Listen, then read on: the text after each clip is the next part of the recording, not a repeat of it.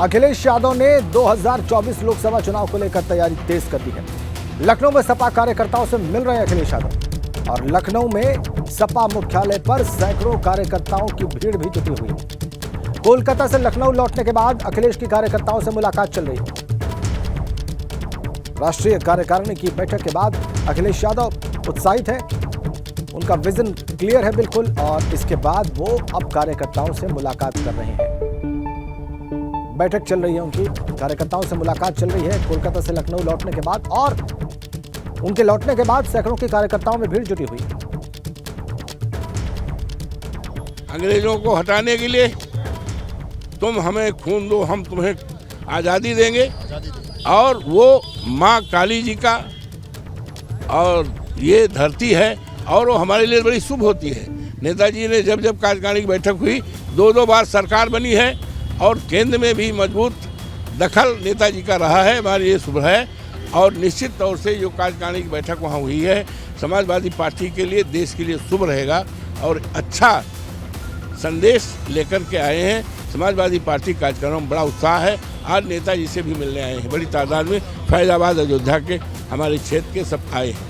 लोहियावादी विचारधारा से अम्बेडकरवादी विचारधारा की तरफ पार्टी आगे बढ़ रही है। दलित वोट बैंक को साधने की कोशिश हो रही है, उसका मुखिया आपको बनाया गया।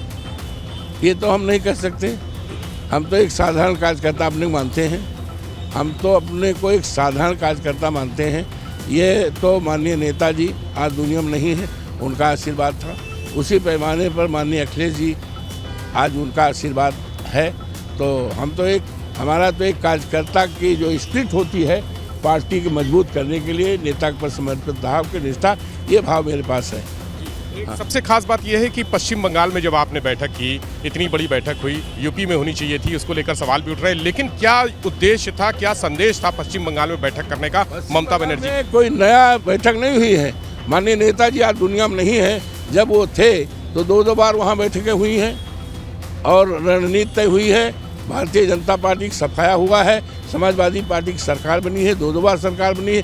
केंद्र में भी माननीय नेताजी का एक मजबूत दखल रहा है। माननीय नेताजी ने आदरणीय देवगौड़ा जी को, आदरणीय चंद्रशेखर जी को, आदरणीय वीपी सिंह को और तमाम लोगों को प्रधानमंत्री बनाने का काम किया है, तो नेताजी ने किया है। और नेताजी ने तो एक इतिहास रचा है, रक्षा मंत्री के रूप में एक इतिहास रखा है, और वही विरासत जो है माननीय अखिलेश जी को मिली है, और उसी विरासत के चलते पूरे देश में समाजवादी पार्टी कब्जा करेगी। राष्ट्रीय राजनीति में जा रहे हैं क्या अखिलेश जी? यहाँ पर उत्तर प्रदेश से आगे बढ़ के बार चाहे गुजरात हो, चाहे दक्षिण भारत के राज्य हो, चाहे कोलकाता। अखिलेश जी के लिए कोई नई बात नहीं है, वो तो राष्ट्रीय राजनीति में पैदाइशी उनको विरासत मिली है।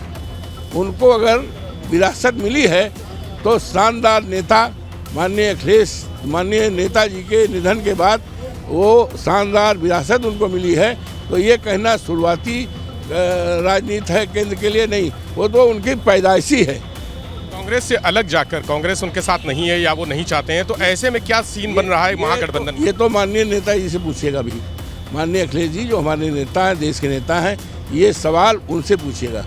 अभी यहाँ पर आज बैठक हो रही है, अखिलेश जी अंदर हैं, तो क्या क्या मुद्दों पर चर्चा होगी, आगे क्या रणनीति? नहीं, कार्यकर्ताओं से मिलने के लिए हमारे क्षेत्र के, हमारे जनपद के, फैजाबाद अयोध्या के कार्यकर्ता तमाम बार कहते थे हमें मिला दिए, बड़ा उत्सुकता थी, तो ही मिलने के लिए आमंत्रित किया है और आए हैं बड़ी तादाद में। प्रदेश कार्यकारिणी का गठन कब तक? ये तो माननीय नेताजी से पूछेगा। माननीय अखिलेश जी जो हमारे नेता हैं, राष्ट्रीय अध्यक्ष हैं, उनसे पूछ लीजिएगा। 2024 को लेकर कौन से मुख्य बिंदु थे कार्यकारिणी में जिस पर चर्चा हुई?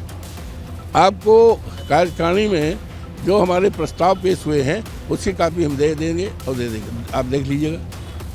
बहुत शुक्रिया अवधेश जी, हमारे साथ थे, ये 9 बार के विधायक हैं। बिल्कुल विवेक का हम देख रहे हैं, और वहाँ पे बड़ी संख्या में समाजवादी पार्टी के कार्यकर्ता भी इकट्ठे हैं। विवेक, हम आपकी सारी बात सुन रहे थे और उसके बाद उनके जवाब भी सुन रहे थे, आपके सवाल भी हमने सुने, अवधेश प्रसाद जी के जवाब भी हमने सुने।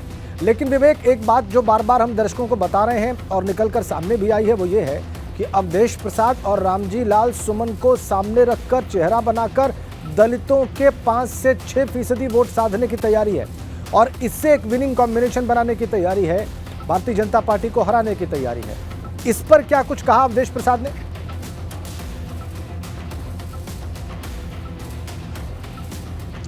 जी बिल्कुल राजेंद्र, देखिए मैंने उनसे पूछा कि पिछले जब विधानसभा चुनाव में यही समीकरण था, अंबेडकर और लोहिया एक साथ मिलाए गए थे, उनको एक साथ एक मंच पर लोहियावादियों को लाया गया था, अंबेडकरवादियों को एक मंच पर लाया गया था और उस जी इतना वोट बैंक भरने के बाद उत्साह बढ़ा और उसके बाद फिर से ये शुरुआत की गई कि अंबेडकर बहुत ज़रूरी हैं, जिस तरह से लोहिया बहुत ज़रूरी थे, लोहिया की विचारधारा पर पार्टी चलती थी, तो ये माना गया कि अंबेडकर भी बहुत ज़रूरी हैं और अंबेडकर वादियों को जोड़ने के लिए मंच पर एक साथ लाए। आज उस मंच पर थे, वहाँ पर समाजवादी पार्टी की जो राष्ट्रीय कार्यकारिणी ठीक है विवेक का, ठीक है, बहुत बहुत धन्यवाद आपका, आपने बातचीत की।